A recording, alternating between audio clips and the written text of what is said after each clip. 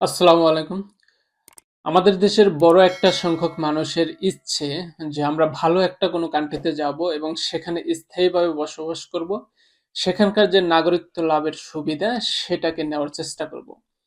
সেই ধারাবাহিকতায় আজকে আমি কথা বলবো ইউরোপের টোটাল ৭টি দেশ নিয়ে। আপনারা জানেন যে ইউরোপে সেনজেনের টোটাল ২৯টি দেশ আছে। ২৯টি দেশ নিয়ে কিন্তু সেনজেন জোনটা গঠিত এবং সেখানে আমি ৭ টা দেশ নিয়ে কথা বলবো। সেখানে আপনারা কিভাবে আসবেন এবং সেখান থেকে কিভাবে আপনারা সহজে নাগরিকত্ব পাবেন, সেই বিষয়ে কি, কি উপায়ে আপনারা নাগরিকত্ব পেতে পারেন, সে বিষয়ে কথা বলবো।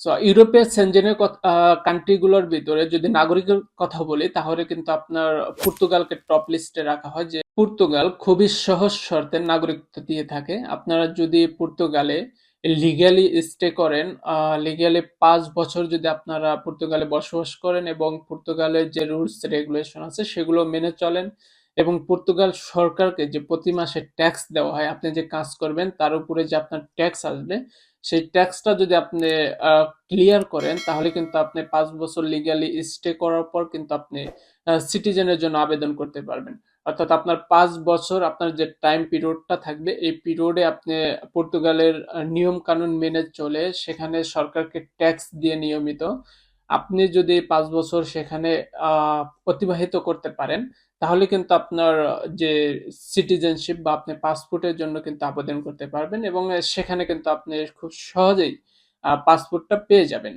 আর আপনি যদি পর্তুগালের পাসপোর্ট পেয়ে যান তাহলে কিন্তু ইউরোপের যে অন্যান্য সেনজেন কান্ট্রি আছে সেখানকার যেকোনো দেশে আপনি চাইলেই বসবাস করতে পারবেন। আপনি যেকোনো কিছু করতে পারবেন। কোনো সমস্যা নাই। তবে একটা শর্ত হচ্ছে যে আপনি পর্তুগাল সরকারের একটা শর্ত আছে যে আপনি বছরে মিনিমাম 2 উইকস মানে আপনার ২ সপ্তাহ মিনিমাম ২ সপ্তাহ হচ্ছে পর্তুগালে বসবাস করতে হবে। আপনি যেকোনো দেশেই থাকেন, বসবাস করেন কোনো সমস্যা নাই। তবে সিটিজেন পাওয়ার পরে আপনি বছরে ২ সপ্তাহের মতো সময় আপনাকে পর্তুগাল অবস্থান করতে হবে। দেন আপনি অন্যান্য দেশে কাজ করেন বা সেখানে স্থায়ীভাবে বসবাস করেন সেটা কিন্তু পারবেন। ২ নাম্বার কান্ট্রি হচ্ছে মাল্টা। আপনারা যদি মাল্টাতে ইনভেস্টমেন্ট ভিসায় যদি আসেন তাহলে কিন্তু খুব সহজে এখানে আপনার ১ থেকে ২ বছরের ভিতরে এখানকার নাগরিকত্ব অর্জন করতে পারেন। সেখানে হচ্ছে আপনার মিনিমাম যেই অ্যামাউন্টটা দেওয়া আছে মাল্টা গভর্নমেন্ট ওয়েবসাইটে ৭ লক্ষ ৭.৫ লক্ষ আ ইউরো পরিমাণ সমপরিমাণ টাকা আপনাকে ইনভেস্ট করতে হবে মাল্টাতে। অর্থাৎ আপনি যদি এখানে ৭.৫ লক্ষ টাকা ইনভেস্ট করেন ১২ থেকে ২৪ মাসের ভিতরেই কিন্তু আপনি যে এখানকার সিটিজেন মাল্টাতে আপনি সেই মাল্টাতে সিটিজেনের জন্য অ্যাপ্লিকেশন করতে পারবেন এবং আপনি এখানকার যে সিটিজেন সেটা পেয়ে যাবেন। সো এইখানে কিন্তু আপনি মাল্টাতে আপনার খুব ছোট একটা দেশ, সাগরের মাঝখানে একটা দ্বীপ।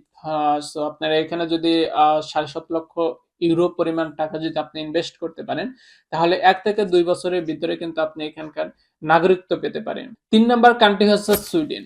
সুইডেনে খুবই সহজে আপনার নাগরিকত্ব অর্জন করা যায়। এখানে হচ্ছে আপনি ৫ বছরে আপনি সিটিজেনশিপের জন্য অ্যাপ্লিকেশন করতে পারবেন। সুইডেনে আপনি কয়েকটা ক্যাটেগরিতে আপনি সুইডেনের ভিসা নিয়ে কিন্তু সুইডেনে আসতে পারেন। প্রথমত হচ্ছে স্টুডেন্ট ভিসা। আ সু সুইডেনের কিন্তু পপুলার একটা ভিসা হচ্ছে স্টুডেন্ট ভিসা। বাংলাদেশে যেহেতু এম্বাসি আছে সো যারা স্টুডেন্ট তারা কিন্তু এই সুযোগটা নিতে পারে। আ সো আপনারা চাইলে কিন্তু স্টুডেন্ট ভিসায় সুইডেনে আসতে পারেন এবং সুইডেনে আপনি ৫ বছর যদি অতিক্রম করতে পারেন, আপনি যদি লেখাপড়া বা কাজ আপনি যেকোনোটা করেন, আ পুরা টাইমটা কিন্তু ওরা কাউন্ট করে। সো আপনারা এখানে কিন্তু আবার দেখা যাচ্ছে যে ল্যাঙ্গুয়েজের যে বিষয়টা থাকে সেটা কিন্তু প্রয়োজন পড়ে না। সুইডেনে আপনার নাগরিকত্ব আ লাভের জন্য বা এখানে অ্যাপ্লিকেশন করার জন্য যে তাদের যে সুইডিশ ভাষা আছে সেই ভাষার উপরে কিন্তু কোনো কোর্স বা এটা ম্যান্ডেটরি না। তবে যদি আপনি ভাষাটা পারেন তাহলে আপনার অনেকটা বেটার হবে। কারণ আপনি সেই দেশে থাকবেন, বসবাস করবেন, সেখানে কাজ করবেন, ভাষাটা অবশ্যই জরুরি। বাট আপনি যদি ৫ বছর সুইডেনে লিগালি বসবাস করতে পারেন, সেটা হোক স্টুডেন্ট ভিসা বা ওয়ার্কিং ভিসা, আপনি কিন্তু চাইলেই এখানকার নাগরিকত্ব পেতে পারেন। সুইডেনে আরেকটা ভিসা হচ্ছে জব সিকার ভিসা। আপনি চাইলে কিন্তু জব সিকার ভিসায় সুইডেনে আসতে পারেন এবং এখানে এসে জব নিয়ে ৫ বছর পরে কিন্তু আপনি সিটিজেনের জন্য আবেদন করতে পারেন। দেন হচ্ছে খুবই সহজ যে বিষয়টা আছে সেটা হচ্ছে আপনি যদি চান তাহলে কিন্তু সুইডেন কোনো নাগরিক আ বিয়ে করে আপনি কিন্তু এখানে খুবই সহজে ২ থেকে ৩ বছরের ভিতরে নাগরিকত্ব পেতে পারেন। আপনি যদি কোনো সুইডেন নাগরিককে বিয়ে করতে পারেন এখানে, বিয়ে করার কিন্তু ২ বছর পরে কিন্তু আপনি এখানে যে সিটিজেনের বিষয়টা আছে সেটার জন্য কিন্তু আপনি আবেদন করতে পারেন।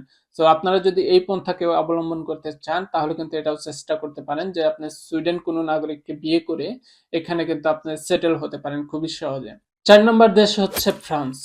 আপনি যদি ফ্রান্সে ৫ বছর লিগ্যালি বসবাস করেন তাহলে কিন্তু এখানকার যে সিটিজেনশিপ সেটার জন্য আবেদন করতে পারেন। ফ্রান্সে আসার কিন্তু বিভিন্ন মাধ্যম আছে। আপনি ওয়ার্ক পারমিটে আসতে পারেন ফ্রান্সে, বা আপনি স্টুডেন্ট ভিসায় আসতে পারেন। ফ্রান্সে কিন্তু প্রচুর পরিমাণে ইমিগ্র্যান্ট বসবাস করে। ফ্রান্সকে কিন্তু আপনার ইউরোপের সর্বোচ্চ ইমিগ্র্যান্ট বান্ধব দেশ বলা হয় এবং এখানে কিন্তু প্রচুর পরিমাণ ইমিগ্র্যান্ট বসবাস করে। প্রচুর পরিমাণ আপনি বাংলাদেশী পাবেন এখানে।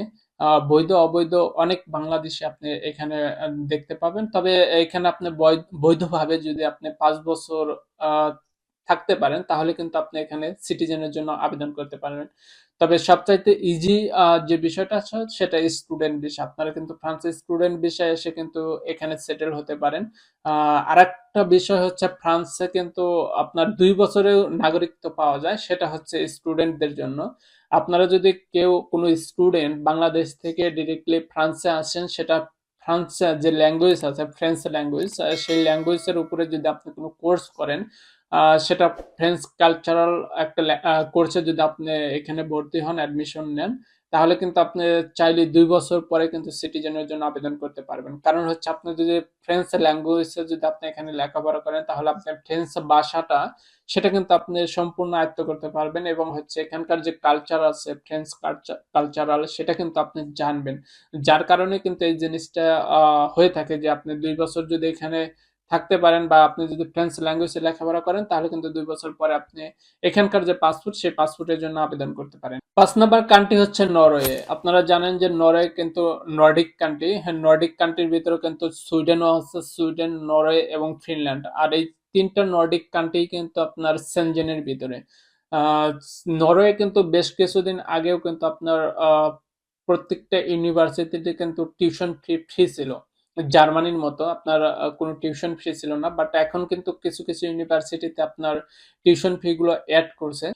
সো আপনারা চাইলে কিন্তু মাস্টার্স কোর্সের জন্য কিন্তু নরওয়ে আসতে পারেন। আর এখানে যদি আপনি নরওয়েতে ৭ বছর থাকেন তাহলে কিন্তু আপনার যে সিটিজেনের জন্য আবেদন করতে পারবেন। নরওয়ে কিন্তু আপনার কোনো ল্যাঙ্গুয়েজের প্রয়োজন হয় না আপনার সিটিজেন আবেদন করার জন্য। সিটিজেনশিপ নেওয়ার জন্য নরওয়ে যে ল্যাঙ্গুয়েজ আছে সেই ল্যাঙ্গুয়েজ ম্যান্ডেটরি না। তবে আপনার একটা পুলিশ ক্লিয়ারেন্স লাগবে। আপনি যে ৭ বছর সেখানে বসবাস করছেন, ৭ বছরের ভেতরে আপনি কোনো ক্রাইম করছেন কিনা বা বর্ডারে আপনার কোনো রিপোর্ট আছে কিনা বা আপনার কোনো অকারেন্স আছে কিনা, সেই বিষয়টা কিন্তু পুলিশ জাস্টিফাই করবে আপনি যখন পুলিশ ক্লিয়ারেন্সের জন্য আবেদন করবেন, যেটা আপনার নরওয়ের যে সিটিজেনশিপ আবেদন করবেন সেখানে পুলিশ ক্লিয়ারেন্স ম্যান্ডেটরি। তো আপনাকে পুলিশ ক্লিয়ারেন্সের জন্য আবেদন করতে হবে। পুলিশ যদি আপনাকে ক্লিয়ারেন্স দিয়ে যায় যে আপনি এখানে কোনো ধরনের অকারেন্স বা আপনার বিষয়ে কোনো ঝামেলা নাই, তাহলে কিন্তু আপনার নাগরিক পেতে আর কোনো অসুবিধা থাকে না। আপনি যদি নরওয়েতে এসে যদি আপনি ৭ বছর থাকতে পারেন, তাহলে কিন্তু খুব সহজে এখানকার যে নাগরিকতা আছে সেটা কিন্তু আপনি নিতে পারেন। এখন কথা বলবো ৬ নাম্বার কান্ট্রি নিয়ে। ৬ নাম্বার কান্ট্রি হচ্ছে জার্মানি। আপনি জার্মানিতে কিন্তু খুবই পপুলার একটা কান্ট্রি। বাংলাদেশের বেশিরভাগ মানুষের কিন্তু বসবাস করার ইচ্ছে জার্মানিতে এবং এখানকার সিটিজেন নেওয়ার ইচ্ছা। জার্মানিটা এখানে কিন্তু আপনার ২ ভাবে সিটিজেন নেওয়া যায়। এক হচ্ছে আপনি এখানে ৩ বছরের সিটিজেনের জন্য আবেদন করতে পারেন। আরেকটা হচ্ছে আপনি ৫ বছরের সিটিজেনের জন্য আবেদন করতে পারেন। সো আপনি এখন হয়তো বলতে পারেন যে ভাই ৩ বছরের সিটিজেনের জন্য আবেদন করা যায়, কেন জার্মানি পরে বললেন? কারণ জার্মানি কিন্তু আপনার রুলস টা একটু হার্ড। সো এখানে সিটিজেনশিপ আবেদন করার জন্য কিন্তু অনেকগুলা রুলস থাকে। সো সেজন্যই কিন্তু এইটা অনেকটা পরে বলা। কারণ হচ্ছে আপনার জার্মানিতে যদি ৩ বছরের সিটিজেনশিপ আবেদন করতে চান তাহলে এখানে যে মূল বিষয়টা সেটা হচ্ছে জার্মান ল্যাঙ্গুয়েজ। আপনারা জানেন যে জার্মানের ল্যাঙ্গুয়েজের টোটাল ৬ টা লেভেল আছে। একটা হচ্ছে A1, A2, B1, B2 এবং C1, C2। আপনারা যদি C1 যদি কমপ্লিট করতে পারেন তাহলেই কিন্তু আপনি ৩ বছরের যে নাগরিকত্ব আবেদনের যে সুযোগটা সেটা নিতে পারবেন।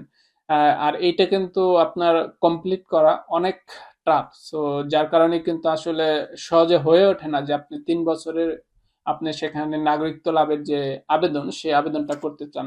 জার্মানিতে আপনি যদি ৫ বছর লিগালি স্টে করেন তাহলে কিন্তু আপনি সহজে যে সিটিজেনের জন্য আবেদন, সেই আবেদনটা আপনারা করতে পারেন। আর জার্মানিতে বাংলাদেশ থেকে কিন্তু আপনার আসার যে উপায় সেটা হচ্ছে মূলত স্টুডেন্ট ভিসা। অন্যান্য ভিসায় কিন্তু আসাটা খুবই কঠিন। আপনারা কিন্তু অন্যান্য কান্ট্রির মতো কিন্তু আপনার ওয়ার্ক ভিসায় কিন্তু জার্মানি আসতে পারবেন না। হ্যাঁ, জার্মানিতে ওয়ার্ক ভিসায় আসা যায়। তবে সেটা হচ্ছে আপনার হাই স্কিলড ওয়ার্ক যেটা হয়, সেটা আপনার হতে পারে আইটি সেক্টর। আইটি সেক্টরের ভিসাটা একটু বেশি হয়।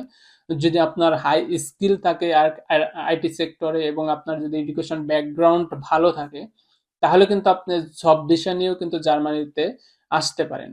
এবং এসে কিন্তু এখানে ৫ বছর লিগ্যালি স্টে করার পর কিন্তু আপনি এখানকে চাইলেই কিন্তু নাগরিকত্ব লাভ করতে পারেন। তবে যেই বিষয়টা আপনার বাংলাদেশিরা সবচাইতে বেশি গুরুত্ব দেয়, স্টুডেন্ট ভিসা।